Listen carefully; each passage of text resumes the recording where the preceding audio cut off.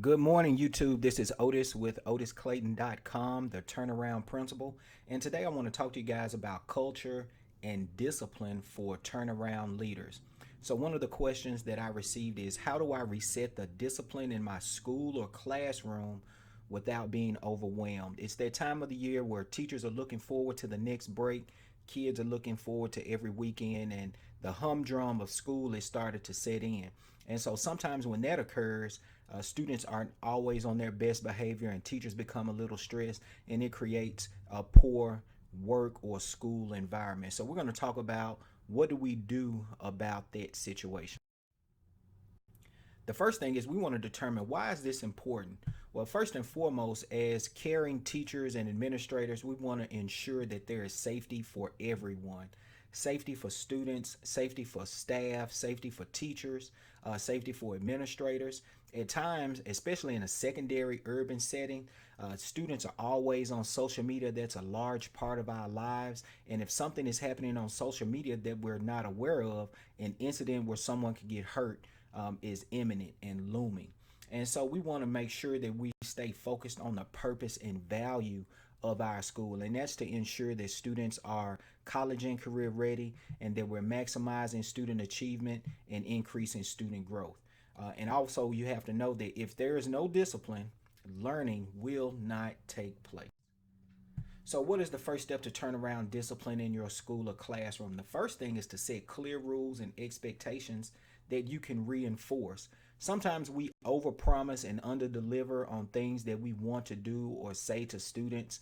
I've heard administrators say that they're going to suspend students for low level infractions for 30 something days, and it's just sometimes people get frustrated and say things out of fear or anger. So we have to be careful not to overpromise and underdeliver. And as a turnaround principal or turnaround leader, if the situation is really bad, you will have the autonomy to set the expectations without input. So you can do it all yourself, because the school is in trouble, and that's why you're there. Or you can get your team involved. And this is a better approach as you try to divide the work. You get your team involved. If there are assistant principals, you divide it by grade levels or by student's last name, and also get their input about the procedures and routines that will target the specific behaviors that you see happening in your school or classroom. I would also advise you to get feedback from student leaders if you can. And sometimes students have requests that are a little outlandish for our budgets or things like that, but they really have good ideas and they are very sensible, because they want a great school environment in which to thrive and learn. And the final part to step one is to identify rewards and consequences. Sometimes adults are so quick to punish kids and say, you're not going to have this, you're not going to be able to do this. But you have to give them some incentives and rewards in which to fight for. Kids look for short term goals, especially in urban settings when kids are in poverty. They look for immediate gratification. That intrinsic motivation hasn't set in where they say, hey, I'm going to make this sacrifice for a longer term goal. So these rewards and incentives have to be very quick, in order for them to see the reward and want to have some ownership with this turnaround discipline plan. So step two is to tell the staff what the plan is and their role. So that will come down to each individual teacher. I definitely believe in visibility of the staff. People have to be stationed around the school or in the hallways to help deter bad behavior. Kids want to feel safe. And so if I'm feeling bullied or even if I feel threatened, I think I have some solace in the presence of an adult. And those adults have to be confident. And so our confidence comes from the view of us being in a group. I think a herd of teachers, although students definitely outnumber us, but when we have teachers in authority and we want the best for our students, they will adhere to the instructions we're giving them. We have to post the visibility of the rewards and the consequences, and we have to stand firm on them. Reset those school expectations 3 times a day for 20 to 30 days. You have to drill this into the system of your school. So that can come in the form of a morning announcement, an afternoon announcement, and also talking to students during lunch. As a teacher, you may want to talk to students at the beginning of class, at the end of class, and during a transition during your lesson, with just reinforcing, hey guys, you're doing a good job with staying engaged with using cell phones properly, or you are walking on the right side of the hallway, or you are, not having poor uh, clothing habits, or you're not tardy to class, or you're not class cutting, and you're staying engaged. So whatever your school-wide discipline plan is, be very specific about the rewards and the consequences for not adhering to those expectations. Step three, I felt it was really important to get the entire school together to review the data on the discipline. And you need to have a process in place. When students go to the office, how are you tagging various behaviors? One of the challenges I had in my school was disruptive behavior, which is very broad in general, but we had to niche it down to say, okay, what is the disruptive behavior that this student is exhibiting? Whose classroom is it occurring in? What time of the day? So that we can have a better observation of the student and also the environment, the learning environment that we're providing. And so once we collect that data, we have a school-wide assembly. And it's very important that in that school-wide assembly, all students are focused and paying attention. So teachers have to be dispersed throughout the student body, whether you're in the auditorium or a gymnasium, wherever you can fit in everyone for this school assembly, and you address what you've been seeing and the trends. So you do that as the school leader. And then you reward and recognize those students who are doing a good job with following the rules. Let's shout those kids out and show them that we really appreciate them, because kids want to be recognized. And especially if the more students that we can recognize, especially individually, if not individually, as small groups, they really appreciate it, and we demonstrate care for them. And I'll talk about that in another podcast or another video. Share data about the performance for academics as well as discipline and attendance. There is a very close relationship or correlation among academics, discipline, and attendance.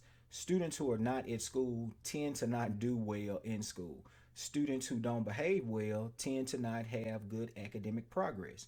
So we have to look at what is causing, or what could be some possible causes of deficit in these areas. And so we want to make sure that we're motivating students. That is on the part of the leader or the leadership team, to just carry that banner when teachers are getting tired and it's that Friday and everybody wants to take off, or homecoming week is over with. How are we going to keep our kids motivated and engaged and keep telling them, look, I believe in you, I know you can do it, come on, let's press through, we only have a little bit more to go, you're doing such a great job, it's really going to pay off. So continue to motivate. All right, step 4 of the turnaround process: monitor and adjust the plan with the leadership team. And so the leadership team that I had would be the assistant principals, my behavior specialist or ISS person or study hall, a campus monitor, as well as the guidance counselors. This team is very critical with outlining or analyzing the data and determining what groups of students or what individual students need the most help. So as we review the data to identify trends, is it grade levels? Is it a time of the day? One of the things that I noticed was after lunch. Teachers are tired. They may have had a big lunch, or students didn't have enough lunch, and they would just be rowdy after lunch. So what procedures and routines do we have in place for right after lunch if we expect that kids will be a little bit rowdy and teachers are lethargic? So, and are there specific groups of students? One year I had a lot of young ladies who were displaying bad behavior. So we had to have some small groups, and I had some community-based organizations come in and work with these young ladies, because their success is important and we wanted to make them feel good. And we wanted to recognize also the individual needs of students with social emotional learning. Maybe these students are having some trouble that we really need to address from a community standpoint and get some assistance in to help these kids. And then we post the data around the school. We announce it, we send communication to parents, and also through small groups. And so those small groups would be just going to, as a school leader, going to classroom periodically and just sharing with students individually, allowing them to ask you questions in the cafeteria or if you go to the library. I think it's important that you just communicate with them as much as possible. And the fifth step is to repeat the process. So this is going to be an ongoing way for you to obtain data, review your program, and see how you're doing. It is all about continuous improvement. You don't have to be great to get started, but you do have to get started to be great. And one major challenge of every plan is follow through. The best plans start out great, and then you put them in the desk and you never see them again. And so, how do you monitor and adjust when a person is out? So, in a small school or whether you have a large school, if you have a few people out because of illness or whatever the reason is, it can cause a problem in your process and procedure. So always be forward thinking about what is the contingency plan if this falls off. And some days will fall off, but the secret to the sauce is to bounce back the next day to get right back on the horse and hey, let's hit it full throttle. Let's do it again. And let me also add in morning meetings with your administrative team. Just a quick 5-minute meeting about hey, look, this is what we need to do today as far as like observations. Hit these different classrooms, talk to these students. It was always a good pick me up just in between the day, the morning, the afternoon, and during lunch. And to ensure that you're having really good follow through, put it on the school's calendar. Hey, we're having a weekly assembly to talk about data. We're going to have a 20-day assembly to talk about our academic data after a common assessment and also monitor our school-wide discipline. And so teachers know how to plan for that. There's nothing worse for teachers than to have disruptions when they are doing a great job with engaging students in quality learning. So put that on the calendar early and often so that teachers can plan for it. All right, so how do I reset the culture without becoming overwhelmed? Step one, set clear rules and expectations. Set the vision with the staff and make it plain. Don't add a lot of fluff in. Don't make it complicated. Regular ongoing communication with students, staff, community members, and parents. Monitor and adjust the plan using data. And number five, repeat the process. Guys, thank you so much for checking out this video. Please like it, share it with 5 more educators, turnaround teachers or leaders. We focus in on secondary urban school educators and teacher leaders.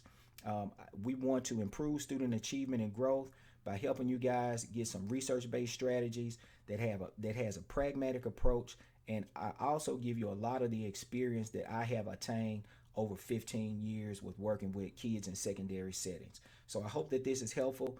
Please send me an email at turnaroundprinciple1911 at gmail, and the website will be up soon, Otis at otisclayton.com. Have a great day.